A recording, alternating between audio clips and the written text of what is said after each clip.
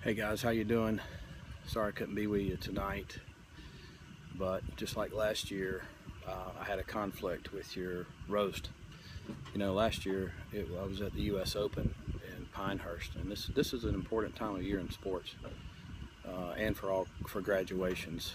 It's an exciting time in sports. You have the College World Series in baseball, you have the College World Series in women's softball, NBA championships going on. The U.S. Open starts this week, and I'm coming to you tonight from Tampa, Florida, because that's where the fifth game of the Stanley Cup playoffs are, and therefore I couldn't attend tonight because the Lightning and the Blackhawks will be playing a little bit later on.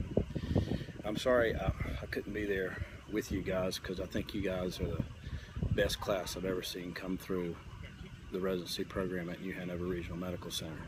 No, wait, I've only seen two. So could you be the best, or is that better?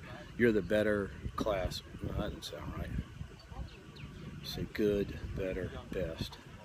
You guys are good. You guys are good. And again, I'm sorry I couldn't be there with you.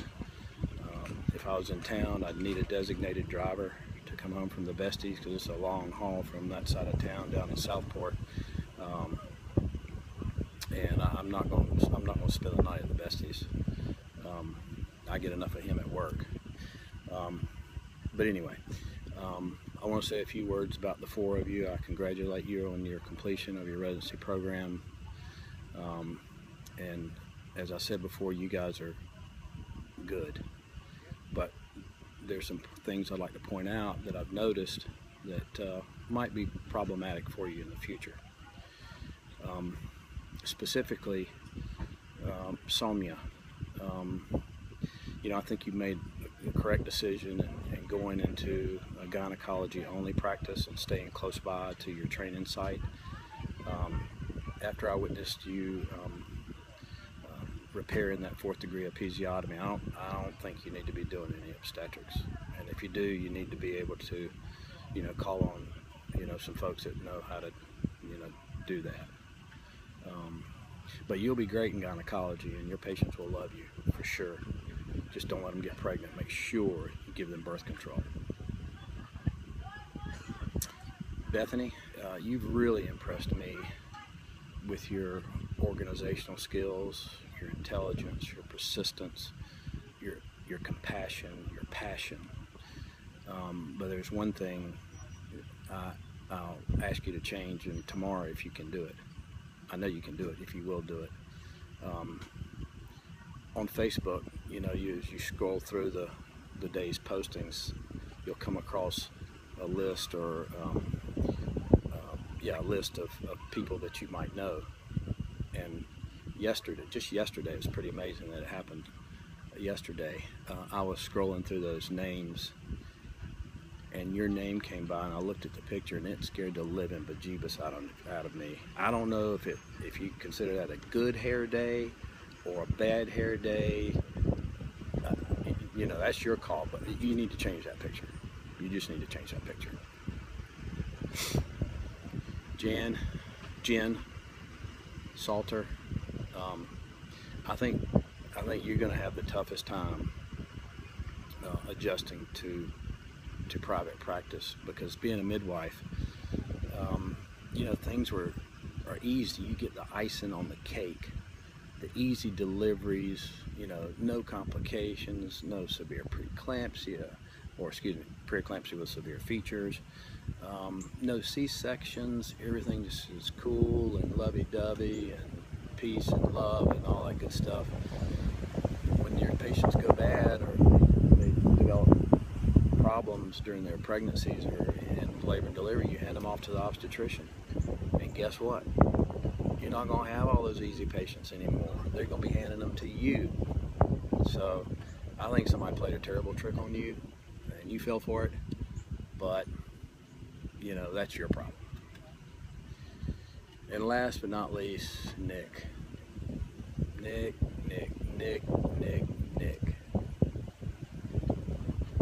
You know, you impressed me quite a bit when I showed up.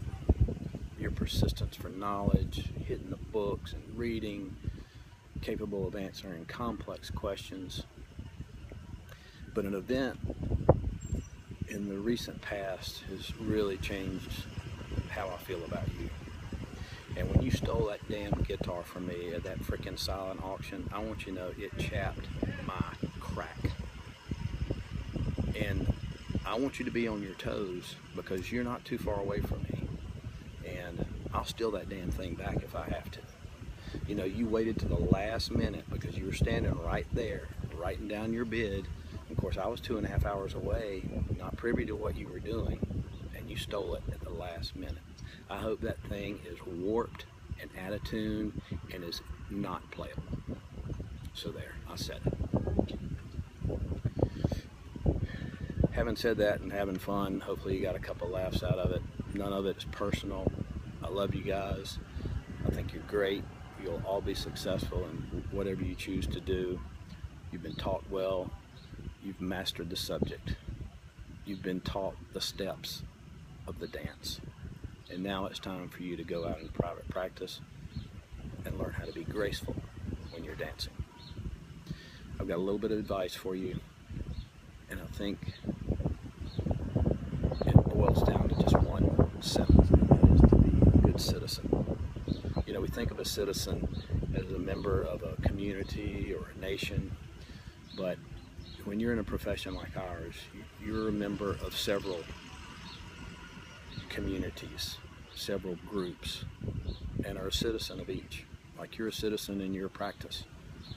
And to be a good citizen, you got to be a good partner. You volunteer, ask if your partners need help, show up on time, carry your weight, and be kind. In a world where you can be anything, be kind. You're a citizen in your hospital. Serve on committees. Be active in the medical staff. Be kind to your nurses. It's okay to educate them, but be kind to them because in the long run, they might be your best advocate and they might be your best advertisement. Be a good citizen in your community. Participate in civic affairs. Be active in your place of worship. Coach a baseball team, coach a football team, coach a basketball team. Be active in civic groups. Be active in your town's governmental affairs. Know what's going on. Be a good citizen in your family. Your family's going to be the one that suffers the most because your time away from them. But when you're with them, make up for it. And the final thing is, you know, when a bird sits on a limb in a tree, she doesn't fear the limb breaking because of her weight, because she doesn't have trust in the limb. She has trust in the strength of her own wings. Trust yourself. Trust your instincts. Go forth and prosper. I love you guys. All right, how do we shut this thing off? I don't have a film crew. I don't have an editor. I don't have a producer. So this is a one-man show. Let's see.